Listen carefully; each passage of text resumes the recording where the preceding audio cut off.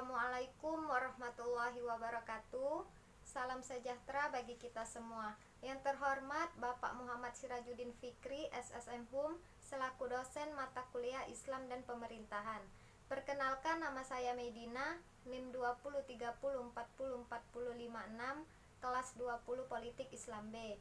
Baiklah, pada hari ini saya akan mempresentasikan makalah yang sudah saya buat dengan tema prinsip desentralisasi. Baiklah, langsung saja kita masuk ke pembahasan. A. Pengertian desentralisasi. Secara etimologis, istilah desentralisasi berasal dari bahasa Belanda, yaitu de yang berarti lepas dan centrum yang berarti pusat. Desentralisasi adalah sesuatu hal yang terlepas dari pusat. Terdapat dua kelompok besar yang memberikan definisi tentang desentralisasi, yaitu kelompok Anglo-Sakson dan kontinental. Kelompok Anglo-Sakson mendefinisikan desentralisasi sebagai penyerahan wewenang dari pemerintah pusat, baik kepada para pejabat pusat yang ada di daerah yang disebut dengan dekonsentrasi, maupun kepada badan-badan otonom daerah yang disebut devolusi. Devolusi berarti sebagian kekuasaan diserahkan kepada badan-badan politik di daerah yang diikuti dengan penyerahan kekuasaan sepenuhnya untuk mengambil keputusan baik secara politis maupun secara administratif. Adapun kelompok kontinental membedakan desentralisasi menjadi dua bagian, yaitu desentralisasi jabatan atau dekonsentrasi dan desentralisasi ketatanegaraan.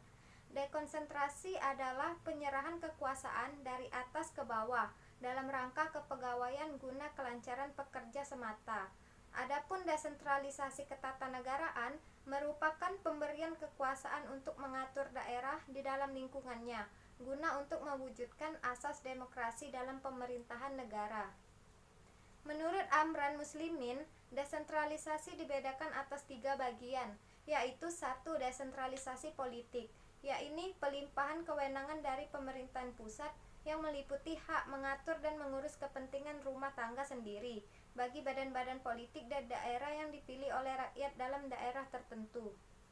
Yang kedua, desentralisasi fungsional, yaitu pemberian hak kepada golongan-golongan tertentu untuk mengurus segolongan kepentingan tertentu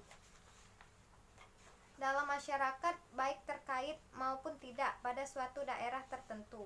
Yang ketiga, desentralisasi kebudayaan, yaitu pemberian hak kepada golongan-golongan minoritas dalam masyarakat untuk menyelenggarakan kebudayaan sendiri seperti ritual kebudayaan. Desentralisasi pada dasarnya adalah suatu proses penyerahan sebagian wewenang dan tanggung jawab dari urusan yang semula adalah urusan pemerintah pusat kepada badan-badan atau lembaga-lembaga pemerintah daerah. Tujuannya adalah agar urusan-urusan dapat beralih kepada daerah dan menjadi wewenang serta tanggung jawab pemerintah daerah.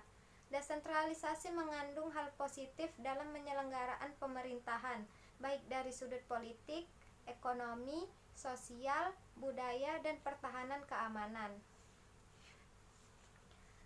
Di tataran praksis desentralisasi di Indonesia terbagi dua, yaitu desentralisasi simetris dan asimetris. Desentralisasi simetris dimaknai sebagai situasi di mana level unit-unit pemerintahan yang lebih rendah mendapat derajat otonomi yang sama untuk melaksanakan peran dan fungsinya tanpa mengaitkannya dengan kondisi fisik, etnik, budaya dari unit pemerintahan tersebut.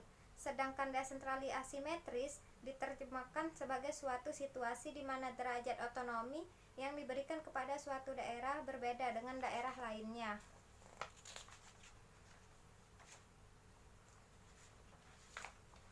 B. Asas desentralisasi. Di muka telah disinggung bahwa makna desentralisasi dalam Undang-Undang Nomor 5 Tahun 1974 itu dirumuskan dalam pasal 1 huruf B yang menyatakan bahwa desentralisasi adalah penyerahan urusan pemerintahan dari pemerintahan atau daerah tingkat atasnya kepada daerah menjadi urusan rumah tangganya. Rumusan ini seolah-olah meletakkan posisi Dati 1 dan Dati 2 itu dalam hubungan subordinasi, atau Dati 1 membawahi Dati 2 dan kepala daerah tingkat 2 bertanggung jawab kepada kepala daerah tingkat 2.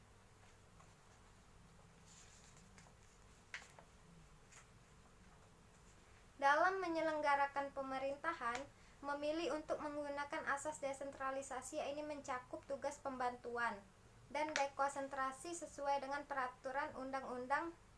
Lalu berdasarkan pasal 1 Undang-Undang Nomor 32 Tahun 2004, tugas pembantuan adalah penugasan dari pemerintahan kepada daerah atau desa, dari pemerintahan provinsi kepada kabupaten, kota, dan desa, serta dari pemerintah kabupaten kepada desa untuk melaksanakan tugas tertentu.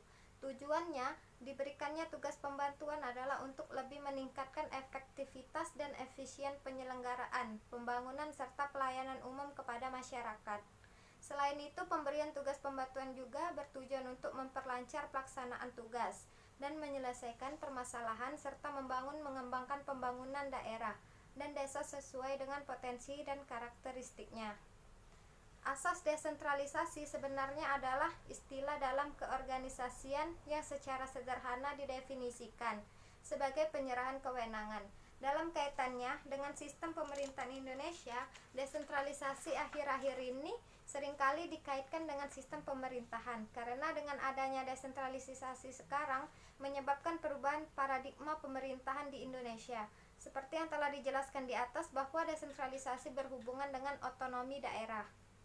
Sebab otonomi daerah merupakan kewenangan suatu daerah untuk menyusun, mengatur, dan mengurus daerahnya sendiri tanpa ada campur tangan serta bantuan dari pemerintah pusat.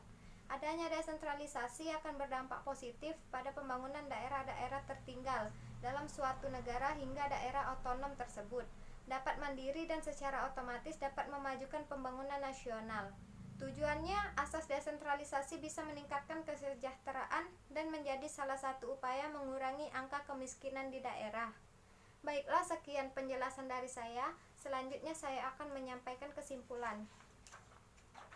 Prinsip desentralisasi adalah otonomi seluas-luasnya, dalam arti daerah diberikan kewenangan mengatur, mengurus semua urusan pemerintahan di luar yang menjadi urusan pemerintah. Daerah memiliki kewenangan membuat kebijakan daerah untuk memberikan pelayanan, peningkatan partisipasi, prakarsa, dan pemberdayaan masyarakat yang bertujuan pada peningkatan kesejahteraan rakyat. Dengan adanya otonomi daerah, kewenangan yang dimiliki oleh pemerintah daerah akan semakin besar sehingga tanggung jawab yang diemban juga akan bertambah banyak. Isu otonomi daerah tidak bisa dipisahkan dari konsep desentralisasi. Otonomi daerah lahir dari kebijakan, implementasi, dan komitmen mendesentralisasikan kebijakan pusat kepada daerah. Dalam era reformasi, kebijakan desentralisasi lebih berpihak pada kemandirian daerah dalam penyelenggaraan pemerintahan, atau penyelenggaraan pemerintahan cenderung bersifat desentralis. Hal ini ditandai dengan berlakunya Undang-Undang Nomor 22 Tahun 1999 tentang pemerintahan daerah yang kemudian direvisi menjadi Undang-Undang Nomor 32 Tahun 2004. Kebijakan ini tentunya sejalan dengan semangat reformasi. Meskipun demikian, dalam implementasinya ternyata belum benar-benar dapat mewujudkan otonomi daerah. Baiklah, demikian presentasi dari saya. Semoga bermanfaat. Apabila ada kata-kata yang kurang berkenan, saya mohon maaf. Kepada Allah saya mohon ampun. Billahi taufik wal hidayah. Wassalamualaikum warahmatullahi wabarakatuh.